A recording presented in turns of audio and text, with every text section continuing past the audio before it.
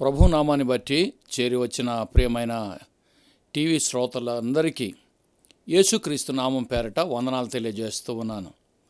మీ అందరి క్షేమం కొరకై మేము ప్రార్థన చేస్తూ ఉన్నాం. మమ్మల్ని కూడా మీరు జ్ఞాపకం చేసుకొని నిత్యం ప్రార్థన చేస్తున్నందుకై దేవునికి మహిమ చెల్లిస్తూ ఉన్నాం. ప్రియమైన వర్లారా, ఈ యొక్క ప్రత్యేకమైన దినం దేవుని యొక్క మాటలు విని ఆధ్యాత్మికంగా ఆశీర్వదించబడాలని ఈ మాటలను మీ గమనంలోకి నేను తీసుకుని వస్తూ ఉన్నాను. అనేకులకు అనేక రకాలైనటువంటి స్వభావాలు, గుణాలు ఉంటాయి. అలాంటి గుణాలన్నిటిలోకెల్లా శ్రేష్టమైన గుణం లేకుంటే లక్షణాలు తద్వారా మనుషుల్లో ఎక్కువగా ప్రభావితం చేసిన సందర్భాలు మనం చూడగలుగుతూ ఉన్నాం. ఈ యొక్క ప్రత్యేకమైన దినం మనము విశ్వసించిన మన ప్రభు అయిన యేసుక్రీస్తు యొక్క గుణ లక్షణాల్లో నుండి ఒక విషయాన్ని నేను జ్ఞాపకం చేయాలని ఆశపడుతూ ఉన్నాను. విలాప వాక్యములు 3వ అధ్యాయము 23వ వచనాన్ని మనం చదువుకుందాం. అనుదినము నూతనముగా ఆయన మనకు వాత్సల్యత పుట్టుచున్నది, నీవు ఎంతైనా నమ్మదగిన వాడవు. ఈ మాట ద్వారా ఈ దినం దేవుడు మనతో మాట్లాడుటకు ఇష్టపడుచున్నాడు గనక ప్రార్థన చేసుకుందాం. కృపగల దేవా, కనికర పూర్ణుడా, దయావాత్సల్యత కలిగిన ప్రభు, నీకే స్తోత్రాలు చెల్లిస్తూ ఉన్నాం. నీ మాటలు ధ్యానము చేయించు ఉంటుండగా నీవు ఎంతైనా నమ్మదగిన దేవుడవు కనుక నీకే స్తోత్రాలు. నీ మాటల చేత మమ్మల్ని బలపరచండి. నీ నమ్మకత్వము అనుసరించి మేము కూడా లోకములో నీ సేవలో నమ్మకమైన వారముగా ఉండుట కొరకు కృప చూపించండి. నాయనా, నీ యొక్క సన్నిధిలో ఉన్న ఆనందం, ఆశీర్వాదం నీ మాటలు వినుచూ ఉంటుండగా మా ఆధ్యాత్మిక జీవితానికి మేళ్లు కలుగునట్లుగా సహాయం చేయండి. దీవెనతో నింపండి, మహిమ పొందండి. యేసు నాముని ప్రార్థన అడుగుచున్నాము తండ్రి, ఆమేన్. ఈ విలాప వాక్యములు మనం చదువుతున్నప్పుడు 5 అధ్యాయాలు ఇందులో మనం చూడగలుగుతూ ఉన్నాం. మొదటి 2 అధ్యాయాలు, చివరి 2 అధ్యాయాలు మీరు చదువుతూ ఉంటే 22 వచనాల చొప్పున ఒక్కొక్క అధ్యాయంలో మనం చూడగలుగుతూ ఉన్నాం. కానీ 3వ అధ్యాయానికి వచ్చేసరికి 66 వచనాలు అందులో రాయబడి ఉన్నాయి. ఎందుకు 22 వచనాలే ఉన్నాయి అంటే హిబ్రూ అక్షరమాల 22 అక్షరాలు కనుక ప్రతి ఒక్క వచనము ఒక అక్షరంతో ఆయన ప్రారంభించి రాసినటువంటి హిబ్రూ గ్రంథంలో మనం చూడగలుగుతూ ఉన్నాం. అందుకే 22 వచనాల చొప్పున ఆయన ఇక్కడ చూపించాడు. యెరూషలేమును గూర్చి విలపించి ఇర్మియా రాసినటువంటి మాటలు ఇందులో మనం చూడగలుగుతూ ఉన్నాం. అయితే ఈ 3వ అధ్యాయంలో 66 వచనాలు మనం చూసినప్పుడు ప్రతి 3 వచనాలకు ఒక అక్షరాన్ని ఆయన పెట్టాడు. కనుకనే 22 అక్షరమాలల్లో 3 వచనాలు ఒక్కొక్క దానికి రాసుకొచ్చాడు. ఇలాగ మనం ఆలోచన చేసినప్పుడు ఇక్కడ చెప్పిన మాట ఏంటంటే, నీవు ఎంతైనా నమ్మదగిన దేవుడవు అని ప్రభు గురించి మాట్లాడుతూ ఉన్నాడు. మన దేవుని యొక్క గుణ లక్షణాల్లో ఇదొకటి, నమ్మదగిన దేవుడు. ఒకసారి మాట ఇచ్చాడు అంటే మాట మీద నిలబడే దేవుడై ఉన్నాడు. కనుకనే నమ్మదగిన దేవుడు అని ఆయనకు ఈ యొక్క బిరుదు ఇవ్వబడింది. దేవుని యొక్క లక్షణాలని వివరించడానికి మన నాలుక చాలదు, దేవుని గూర్చి చూడటానికి మన కళ్ళు చాలవు. ఇలాగ ఆలోచన చేసినప్పుడు కవులు కూడా చెప్తూ ఉంటారు కదా, ఒక్కొక్క మాట మనం వింటూ ఉన్నప్పుడు యేసుని ప్రేమను గూర్చి మనం వివరించటానికి ఈ భూలోకంలో ఉన్న సముద్రాలన్నీ ఇంకైనా ఆకాశమంత పేపర్ అయినా ఆయన యొక్క గుణాల్ని వర్ణించుటకు అవి సరిపోవు అని చెబుతూ ఉంటారు. అలాగనే యేసు ప్రభు వారి యొక్క గుణ లక్షణాల్లో ఒక గుణం ఏంటంటే నమ్మదగిన దేవుడు. ఏ విషయాల్లో నమ్మదగిన దేవుడు అనే మాటల్ని కొద్ది నిమిషాలు నేను ధ్యానం చేయాలని ఇష్టపడుతూ ఉన్నాను. మొదటి మాటగా మనం చూసినప్పుడు 1 యోహాను పత్రిక 1వ అధ్యాయము 9వ వచనాన్ని మనం చూసినప్పుడు, మన పాపములను మనము ఒప్పుకొనిన ఎడల ఆయన నమ్మదగిన వాడును నీతిమంతుడును గనుక ఆయన మన పాపములను క్షమించి సమస్త దుర్నీతి నుండి మనలను పవిత్రులనుగా చేయును. పాపములను క్షమించుటలో నమ్మదగిన దేవుడు. మనం ఎన్నో రకాలుగా ఈ లోకములో అపవిత్రమైన పాపభూయిష్టమైన కార్యములను చేసి దేవుని యొక్క పరిశుద్ధతలో నిలవలేక ఆయన మహిమకు పాత్రులు కాక దూరముగా మనము జీవిస్తుండేటప్పుడు ఆయన మనలను పాపములను క్షమించుటలో నమ్మదగిన దేవుడు. ఆయన క్షమాపణ ఎలాంటిది అంటే సార్వత్రికమైన క్షమాపణ. కల్వరి శిలువలో ఆయన పాపులందరి కొరకు, మానవాళి కొరకై ఆయన బలియాగమై పాప క్షమాపణను ఆయన ప్రకటించిన దేవుడు. అందుకే దానికి సార్వత్రికమైన క్షమాపణగా మనం చూస్తూ ఉన్నాం. రెండవ మాటగా మనము ఆలోచన చేసినప్పుడు ఆయన సహవాసపు క్షమాపణ అనుగ్రహించు దేవుడై ఉన్నాడు. మత్తయి సువార్త 6వ అధ్యాయం 12వ వచనాన్ని మనం చూసినప్పుడు, మనము క్షమించిన ప్రకారము ఆయన మనలను క్షమిస్తాడు అనే పరలోక ప్రార్థనలో ఈ మాటల్ని మనం చూడగలుగుతూ ఉన్నాం. అంటే మనము ఇంకొకరికి క్షమించినప్పుడు ఆయన మనల్ని క్షమించేటటువంటి దేవుడై ఉన్నాడు. అంటే సహవాసములోకి నడిపించే క్షమాపణ అనుగ్రహించు దేవుడై ఉన్నాడు. మూడవది మనం గమనించినప్పుడు లూకాసు వార్త 15వ అధ్యాయంలో తప్పిపోయిన కుమారునికి బుద్ధి వచ్చినప్పుడు, కుమారుడు దగ్గరికి వచ్చినప్పుడు మెడ మీద పడి ముద్దు పెట్టుకొని క్షమించి ఆయన విషయమై ఒక విందును ఏర్పాటు చేసిన తండ్రిగా మనం ఇందులో చూస్తూ ఉన్నాం. అంటే మూడవది తల్లిదండ్రులు ఇచ్చేటటువంటి క్షమాపణ లాంటి క్షమాపణను అనుగ్రహించేటటువంటి వాటిలో నమ్మదగిన దేవుడై ఉన్నాడు. ప్రియమైన దేవుని బిడ్డలారా, మనము క్షమాపణకు పాత్రులు కానప్పుడు దేవుడే ఒక తండ్రి రూపములో మనల్ని క్షమించి చేర్చుకొని ఆశీర్వాదాల్ని అనుగ్రహించువాడై ఉన్నాడు అనే సంగతి నేను జ్ఞాపకం చేస్తూ ఉన్నాను. రెండవ విషయాన్ని మనం గమనించినప్పుడు 1 కొరింథీ పత్రిక 1వ అధ్యాయము 9వ వచనాన్ని మనం చూచినప్పుడు, మన ప్రభు అయిన యేసుక్రీస్తు అను తన కుమారుని సహవాసమునకు మిమ్మును పిలిచిన దేవుడు నమ్మదగినవాడు. సహవాసములోకి పిలిచినవాడు నమ్మదగినవాడు. మనము సహవాసమునకు దూరముగా బ్రతికినప్పుడు, లోకానుసారంగా మనం జీవిస్తున్నప్పుడు ఆయన తన సహవాసము అనగా తన సంఘములో చేర్చుకొనుటలో నమ్మదగిన వాడుగా ఉన్నాడు. ఆయన పరిశుద్ధుల సంఘములో, యేసు ప్రభువారి యొక్క గుంపులో, ఆయన సహవాసములో మనలాంటి వారు పాత్రులయ్యే యోగ్యత మనకు లేదు. కానీ ఆ సహవాసపు గుంపులో మనల్ని చేర్చి తన సొత్తుగా మనల్ని చేసుకొనుటకు ఆయన నమ్మదగిన వాడుగా ఆయన ఉన్నట్లుగా మనం చూస్తూ ఉన్నాం. దేవుడు తన గుంపులో మనల్ని చేర్చుకోవటానికి 365 రోజులు దేవుడు మనల్ని భరిస్తూ ఉన్నాడు. మనము చేసిన అవిధేయమైన కార్యములను ఆయన చూడకుండా ఆయన మనల్ని భరించి, ప్రేమించి, ఆదరించి ఆశీర్వదిస్తూ ఉన్నాడు. లోకములో మనము కొంతమందిని భరించడం చాలా కష్టం. మనల్ని కూడా కొంతమంది భరించడం వారికి కష్టం. ఎందుకంటే మనము చేసినటువంటి వ్యసనాలే కానీ, మనం చేసిన కార్యాలే కానీ కొన్ని పర్యాయాలు తల్లిదండ్రులే చూచి ఈ కుమారుణ్ణి అదుపులో పెట్టడం మా వల్ల కాదంటూ ఉంటారు. కొన్ని పర్యాయాలు భార్యను చూచి ఈమెకు ఎంత చెప్పినా ఈమెను భరించడం కష్టం, ఈ భర్త అనగానే ఆయనను భరించడం కష్టం అనుకుంటున్నాం. కానీ భార్యాభర్తలుగా కలిసి జీవించిన వారినే భరించడం కష్టం అన్నప్పుడు దేవుడు మనల్ని ఎంతగా భరించి ఆయన మనల్ని తన సహవాసములో చేర్చుకుంటున్నాడో ఒకసారి ఆలోచన చెయ్యండి. నమ్మదగిన దేవుడుగా భరించుకుంటూ ఆయన సహవాసములో ఆయన మనల్ని చేర్చుకుంటూ ఉన్నాడు. సహవాసానికి ఆయన మనల్ని పిలిచి భరిస్తూ ఉన్నాడు. మూడవ మాట మనం గమనించినప్పుడు 2వ తెస్సలోనియులకు రాసిన పత్రిక 3వ అధ్యాయము 3వ వచనం, అయితే ప్రభువు నమ్మదగినవాడు, ఆయన మిమ్మును స్థిరపరిచి దుష్టత్వము నుండి కాపాడును.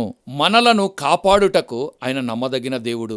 ఆయన నిత్యము మనల్ని కాపాడుతున్నాడు కనుకనే ఈ స్థితిలో మనం ఉండగలుగుతూ ఉన్నాం. దేవుడు తన ప్రజలను కాపాడటానికి 3 పొరల కంచెను వేసి ఆయన కాపాడుతూ ఉన్నాడు. యోబు గ్రంథం 1వ అధ్యాయం 10వ వచనాన్ని మనం చదివితే, అతనికిని అతని ఇంటి వారికిని ఆయనకు కలిగిన వాటికిని ఆయన కంచె వేసినట్లుగా అందులో మనం చూస్తూ ఉన్నాం. అంటే నన్ను కాపాడుతాడు, నా ఇంటిని కాపాడుతాడు, నాకు కలిగినవి కూడా ఆయన కాపాడే సామర్థ్యము కలిగిన దేవుడై ఉన్నాడు. ఆయన కాపుదల 3 పొరల కంచెలో ఆయన కాపాడుతూ ఉన్నాడు. ఒక అధికారి దగ్గరికి మనం వెళ్ళాలి అనుకుంటే మన విజ్ఞాపన ఆయనకు తెలియజేయాలి అని తన యొక్క కార్యాలయం ముందు మనం నిలబడినప్పుడు మొదట గేట్ దాటాలి, తర్వాత ఇంకొకరు పర్మిషన్ తీసుకోవాలి, తర్వాత ముఖ్యమైన వ్యక్తిని దాటిన తర్వాతనే ఆ వ్యక్తిని మనం కలవగలుగుతాం. అంతటి 3 పొరల కంచె అధికారులకు కాచినట్లే మనల్ని కూడా దేవుడు సంరక్షించి 3 పొరల కంచెను వేసి ఆయన కాపాడి మన కుటుంబాల్ని ఆయన భద్రపరుస్తూ ఉన్నాడు. కనుకనే మనం ఉదయాన్నే లేచిన వెంటనే ప్రభు సన్నిధానంలో ప్రార్థన చేసి కార్యాన్ని మనం మొదలుపెట్టినప్పుడు ఆయన సంరక్షించి కాపాడి ఆశీర్వదిస్తూ ఉన్నాడు. మనము అగ్ని గుండా దాటి వెళ్ళినా, లోయల్లో గుండా మనం వెళ్ళినా, దుఃఖములో నుండి మనం వెళ్ళినా, అనారోగ్యము నుండి, దరిద్ర దశలో నుండి మనం ప్రయాణము చేసినా, గాఢాంధకారపు లోయలలో గుండా మనం వెళ్ళినా, ఎలాంటి దుష్టత్వం మన మీద వచ్చినా, శరీర సంబంధమైన రుగ్మతలు మనల్ని వెంటాడినా ఆయన మనల్ని కాపాడుతున్నాడు. ఎందుకంటే ఆయన గుణమే మనలను కాపాడుటలో నమ్మదగినవాడు. అందుకే పరిశుద్ధ బైబిల్ గ్రంథంలో యెహోవా అందరికీ ఉపకారి అనే మాటను మనం చూస్తూ ఉన్నాం. ఆయన ఉపకారి అయిన దేవుడు, ఉపకారమే చేస్తాడు కానీ ఆయన ఎవ్వరికీ అపకారము చేయని వాడై ఉన్నాడు. మనకు తెలియకుండా కొంతమంది మన వెనక తట్టున కొన్ని కుట్ర, కుతంత్ర, పగ, ప్రతీకారాలు, పన్నాగాలు ఏవేవో చేస్తూ ఉంటారు. కానీ దేవుడు 3 పొరల కంచె వేసి ఆయన మనల్ని కాపాడుటలో నమ్మదగిన దేవుడిగా ఉన్నాడు. కనుక నేను అంటాను, నిర్భయముగా దేవుని బిడ్డలు తన కొరకు జీవించినప్పుడు ఆయన కాపాడుటలో నమ్మదగిన దేవుడుగా ఉన్నాడు అనే సంగతి ఎన్నడూ మనం మరవకూడదు. 4వదిగా మనం గమనించినట్లయితే హెబ్రీ పత్రిక 11వ అధ్యాయము 11వ వచనాన్ని మనం చూచినప్పుడు, విశ్వాసమును బట్టి సారాయు వాగ్దానము చేసినవాడు నమ్మదగిన వాడని ఎంచుకొనెను గనుక తాను వయస్సు గతించినదైనను గర్భము ధరించుటకు శక్తి పొందెను. ఇక్కడ మనం గమనించినప్పుడు వాగ్దానములు నెరవేర్చుటలో నమ్మదగిన దేవుడు. అవును ప్రియమైన వారలారా, ఆయన వాగ్దానములను అనుగ్రహించాడు. డిసెంబర్ 31వ తారీఖున, జనవరి 1వ తారీఖున మనము దేవుని సన్నిధానంలో వాగ్దానాల్ని మనం తీసుకున్నాం. అంతేకాకుండా అనుదినము పరిశుద్ధ బైబిల్ గ్రంథము చదువుతున్నప్పుడు దేవుడు తన వాగ్దానములను ఆయన మనకు అనుగ్రహిస్తూ ఉన్నాడు. అంతేకాకుండా మనము ఆదివారపు దినాన లేకుంటే దేవుని మందిరానికి వెళ్ళిన ప్రతి సందర్భములో దేవుని సేవకుల ద్వారా కొన్ని వాగ్దానాలను మనకు అనుగ్రహిస్తూ ఉన్నాడు. నేను అంటున్నాను, ఆయన వాగ్దానములు నెరవేర్చుటలో నమ్మదగిన దేవుడు. నువ్వు అనుదినము దేవుని యొక్క వాక్యమును పఠించిన వ్యక్తివైతే, వాక్యములను అనుదినము వాగ్దానములను గ్రహించిన వ్యక్తివైతే ఆయన నిజముగా నమ్మదగిన వాడై ఉన్నాడు. ఆయన కార్యములను చేయుట కొరకై ఆయన ఇష్టపడిన దేవుడై ఉన్నాడు. కనుక నేను అంటున్నాను, దేవుడు ఈ సంవత్సరానికి గాను మీకు ఎలాంటి వాగ్దానం ఇచ్చాడో, ఎలాంటి ఆశీర్వాదములను ఇవ్వాలి అనుకున్నాడో ఆ వాగ్దానములు తప్పక ఈ సంవత్సరము ఆయన నెరవేరుస్తాడు. అందుకే వాగ్దానములు నెరవేర్చుటలో ఆయన నమ్మదగినవాడు. మనలాంటి మానవులుగా వాగ్దానములు చేసి తప్పించుకొని తిరిగేటటువంటి స్వభావము దేవునిలో ఎంతమాత్రము లేదు. తప్పగా మనము విశ్వసించాలి. ఏంటి అంటే ఆయన వాగ్దానము చేశాడు, అది నెరవేరుస్తాడు. ఆ వాగ్దానము మన జీవితంలో సఫలమవుతుంది. ఎందుకంటే ఆ దేవుడు ఆయన ఉన్నవాడు, అనువాడైనటువంటి దేవుడు, కార్యములను సఫలము చేయు దేవుడు, వాగ్దానము నెరవేర్చుటకు ఇష్టపడినటువంటి వాడు. ఆయనకు అసాధ్యమైనది ఏమీ లేదు. బైబిల్ గ్రంథం ఉదాహరణగా చదివిన లేఖన భాగములో మనం చూస్తే అబ్రహాము, సారాయి ఈ ఇరువురు వృద్ధాప్యములో వాగ్దానము చేశాడు సంతానం ఇస్తానని. ఆయన ఆ వృద్ధాప్యములో కూడా సంతానాన్ని ఇచ్చి వారిని విశ్వాసులకు తల్లిదండ్రులుగా నిలబెట్టాడు. అవును ప్రియమైన దేవుని బిడ్డలారా, వాగ్దానము చేసిన దేవుడు ఆలస్యము చెయ్యక, అలక్ష్యము చెయ్యక ఆయన అనుకున్న సమయానికి ఆ యొక్క వాగ్దానము నెరవేర్చి మనల్ని కృతజ్ఞత కలిగిన విశ్వాసులుగా జీవించటానికి ప్రోత్సహించువాడై ఉన్నాడు. కనుక వాగ్దానములు నెరవేర్చుటలో నమ్మదగిన దేవుడు. చివరిగా 5వ మాట నేను చెప్పి ముగించాలని ఆశపడుతూ ఉన్నాను. 1 కొరింథీ పత్రిక 10వ అధ్యాయము 13వ వచనాన్ని మనం చూద్దాం. సాధారణముగా మనుష్యులకు కలుగు శోధన తప్ప మరి ఏదియూ మీకు సంభవింపలేదు. దేవుడు నమ్మదగినవాడు. మీరు సహింపగలిగినంత కంటే ఎక్కువ ఆయన మిమ్మును శోధింపబడనీయడు. అంతేకాదు, సహింపగలుగుటకు ఆయన శోధనలో కూడా తప్పించుకొను మార్గమును కలుగజేయును. అన్ని పరిస్థితులలో ఆయన నమ్మదగిన వాడై ఉన్నాడు.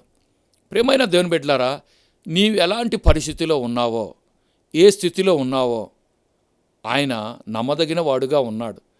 ఆయనను మనము దూరము చేసుకొనవద్దు. శోధనలో, శ్రమల్లో మనల్ని కాపాడుటకు ఆయన నమ్మదగిన వాడుగా ఉన్నాడు. మన చదివిన లేఖన భాగాన్ని గమనించినప్పుడు విలాప వాక్యములు 3వ అధ్యాయము 23వ వచనములో అనుదినము ఆయన నూతన వాత్సల్యతను ఆయన పుట్టిస్తూ ఉన్నాడు. వాత్సల్యత అనే పదాన్ని మనం గమనించినప్పుడు తెలుగు భాషలో అద్భుతమైన పదంగా మనం చూడగలుగుతూ ఉన్నాం. వాత్సల్యత అనగా ఏమిటి అని మనం చూస్తే, మనము అయోగ్యులుగా, పోకిరివారముగా, దేవునికి అయిష్టముగా, దుష్ట కార్యములు చేసి, దుష్ట సాంగత్యములు చేసి, ఇష్టం వచ్చినట్టుగా తిరిగిన తండ్రి మనల్ని మందలించిన తల్లి ఏం చేస్తుంది? మనము అయోగ్యమైన కార్యాలు చేసి సమాజంలో తల్లిదండ్రులకు చెడ్డ పేరు తీసుకువచ్చిన సాయంకాలం అయినప్పుడు తల్లి తన బిడ్డలను చేర్చుకొని తండ్రి చూడనటువంటి సమయంలో పిలిచి కన్నీళ్లు తుడిచి తిండి పెట్టి మరల విడిచిపెడుతుంది. అది వాత్సల్యత అంటే. దేవాది దేవుడు అలాంటి వాత్సల్యత మనకు చూపిస్తూ ఉన్నాడు. తల్లి వలె ప్రేమను చూపించి మనల్ని కడుపులో దాచిపెట్టి మనము చేసిన అపవిత్రమైన, అయోగ్యమైన, అవిధేయమైన కార్యాలన్నీ పక్కన పెట్టి తల్లి మనల్ని చేర్చుకొని ఆశీర్వదించినటువంటి సందర్భాన్ని శ్రేష్టమైన సమయంలో నేను జ్ఞాపకం చేస్తూ ఉన్నాను. అది వాత్సల్యత. అలాంటి వాత్సల్యత కలిగిన దేవుడు అనుదినము తన యొక్క వాత్సల్యతను మనకు పుట్టిస్తూ కాపాడుతూ సంరక్షిస్తున్నాడు. అలాంటి వాటిలో మన దేవుడు నమ్మదగిన వాడు. ప్రియమైన దేవుని బిడ్డలారా, కనుకనే మన దేవునికి ఎంతైనా నమ్మదగిన దేవుడు అని పేరు ఇవ్వబడింది. కనుక శ్రేష్టమైన సమయంలో నమ్మదగిన దేవుడు నమ్మకమైన కార్యాలు మన ద్వారా కూడా ఆశిస్తూ ఉన్నాడు. దేవుని కొరకు ఏదైతే మనం వాగ్దానం చేశామో నమ్మకంగా ఆ నమ్మకస్తుడైన దేవుని అనుసరించిన మనం ప్రతీ నెల ఆ నమ్మకత్వములో మనం కొనసాగాలని ఆశిస్తూ ఉన్నాడు. దైవ లక్షణాలు కలిగిన మనం దేవుని కొరకై బలమైన సాక్షులుగా ఉండాలని దేవుడు ఆశిస్తూ ఉన్నాడు. అలాంటి గొప్ప కృప దేవుడు మనందరికీ అనుగ్రహించునుగాక. ప్రార్థన చేసుకుందాం. సత్యస్వరూపి, దయగలిగిన దేవా, నీకు స్తోత్రాలు, వందనాలు చెల్లిస్తూ ఉన్నాం. ఈ యొక్క శ్రేష్టమైన సమయంలో నువ్వెంతైనా నమ్మదగిన దేవుడవు అని జ్ఞాపకం చేసినందుకు స్తోత్రాలు. నీ నమ్మదగిన కార్యాల్లో మేము ముందుకు సాగుట కొరకు నీ దయతో మమ్మల్ని జ్ఞాపకము చేసుకొని ఆశీర్వదించండి. నీ కృప విస్తారంగా మాపై కుమ్మరించి నాయన మేము కూడా నీ గుణలక్షణాలు కలిగి నీ పరిచర్యలో నమ్మదగిన కార్యములు చేయుట కొరకు కృప చూపించండి. దీవెనతో నింపి మహిమ పొందుమని, వాక్యం విన్న ప్రతి ఒక్కరిపై నీ కృప నిమ్మని యేసు నామముని ప్రార్థన అడిగి వేడుకొనిచున్నాము తండ్రి. ఆమేన్.